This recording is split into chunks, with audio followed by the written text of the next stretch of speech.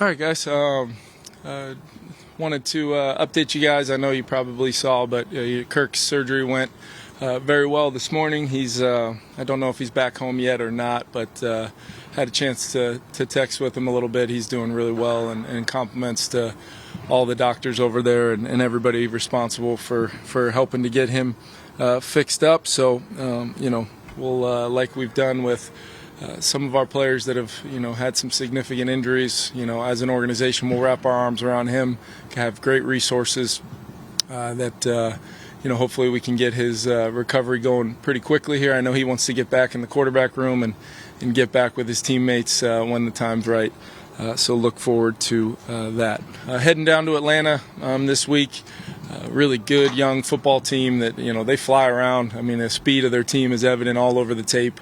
Playmakers on offense, defensively they've got a really well built defense. Got a chance to get to know Ryan Nielsen a little bit last offseason and just think the world of them. A ton of respect schematically how they're playing, and then really Arthur running the whole show there does a tremendous job, and he's always been somebody I've looked at as a guy who does it the right way.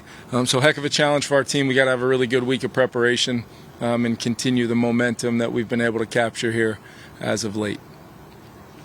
Kevin, your philosophy, even starting your own 3 now, has been very sort of optimistic. I guess where was that forged for you as a coach to take that approach, or is that just kind of who you've always been? Yeah, I've just always kind of looked at any time adversity hits either individually or collectively to a team, really in any facet of life. I've always viewed it as an opportunity for growth. I challenge our team all the time when adversity hits.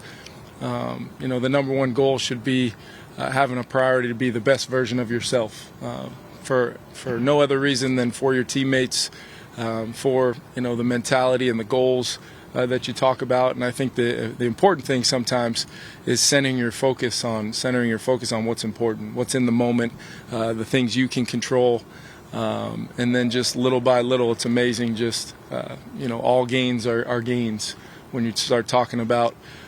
Coming back from 33-0 in a game. All, completions matter, all plays matter, regardless of how big they may be. And I think that's a great example of kind of when you dig yourself in a hole, sometimes you got to be willing to do some things at the best of your capabilities, be at your best when it's required.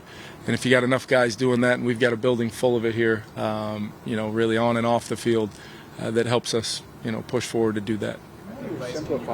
How do you simplify an offensive game plan, but without making it too vanilla? Because obviously Jaren's not going to be able to do all the things that Kirk does. Yeah, I think it's a combination of, how do we want to play the game? What do we think it's going to take to win the game? And then working backwards from there, philosophically, the type of things, you want to see from your team.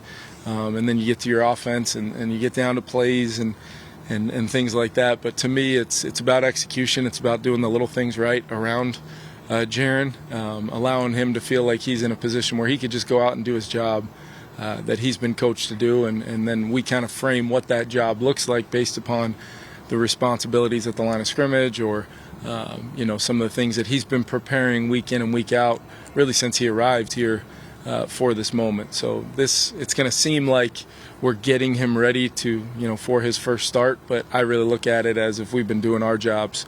He's been getting ready for this for a while, just not knowing when that time would come. What kind of advice can you give Jaren from your own playing career when you first got on the field in terms of knowing the appropriate amount of importance to give in a big picture career standpoint of that first start? Yeah, I've already talked with him about it, that the last thing he needs to be thinking about is, what does this mean? Where's my career going to go from here?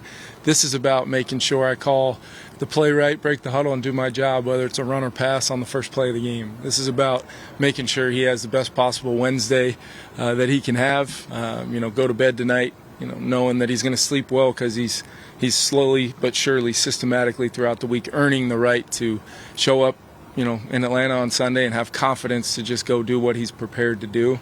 And thinking about anything big picture, that would be incredibly wrong in my opinion. So we've talked about that. And then just from my own experiences, I remember feeling like I had to win the game on every play sometimes. And maybe because you were fighting for a job, maybe because you felt like you were stepping in a role where you needed to show what you could do. It's about doing your job every single play. And I really wish, my own perspective on it is the times that I did that, good things happened collectively for the unit I was with. And the times that I didn't, very rarely did good things end up happening. So the big picture thoughts, all he's got to do is worry about, his singular focus on getting prepared to play this game this week, and then one play at a time. Do you expect John to get caught up in the big picture as a player? Oh yeah, absolutely. It's probably the one thing looking back on it, Kevin, that I wish, and I did have people tell me that, but I wish they would have made me tattoo it right here on my arm. So that I could be reminded of it every day. Do you expect Josh to be ready, capable of being your backup on Sunday, or is he going to need more time than that? No, I think the goal as of right now is to get him to a place where, the game plan that we'll have for our offense is one thing, and then, with where he's at by the end of the week, using every moment, every minute we have to get him prepared. He doesn't need to have the whole call sheet. He doesn't need to have the whole plan. He just needs to have his plan. If he were to go in the football game. So having kind of done some of this stuff before with some guys, I think that's very, very much possible. We always have, Sean Mannion, who's, as prepared as any quarterback I've ever been around. This guy's going to be an unbelievable coach one day. It's because of his preparation and being ready when called upon. So if we had to go that route, I would have a ton of confidence in Sean to be up and available. But as of right now, I'd really like to get Josh ready. And what that looks like will be determined by how the week goes. Their defense, what kind of pressure team are they defensively, and do you expect that to just be ramped up through the roof? When they call pressures, they're incredibly effective. They've got some really, really good players, some guys have been doing it in a long time in this league. They've got some other young players that pop right off the tape just with burst, athleticism, explosiveness. I think their secondary is one of the better secondaries in football. I really do.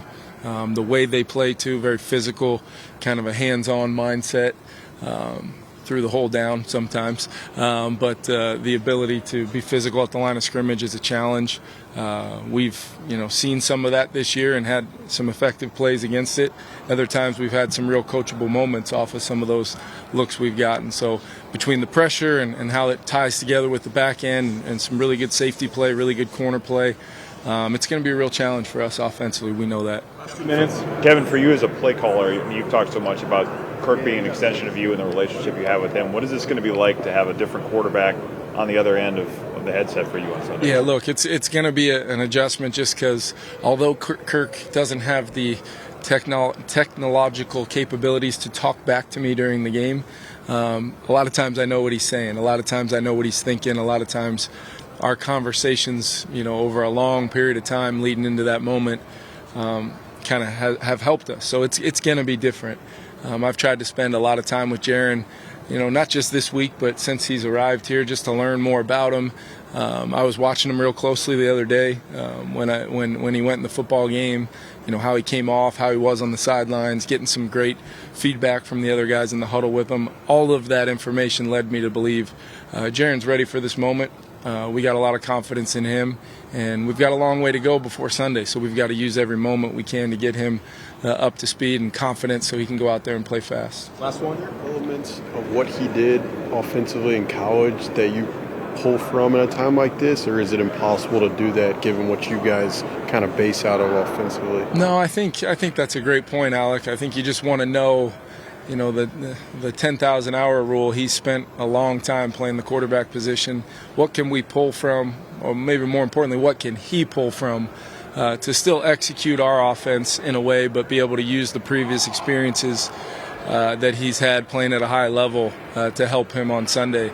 No different. I think we've had conversations a little bit about Kirk and all the offenses he's been in. He's got the ability to really connect a lot of dots to a lot of different offenses.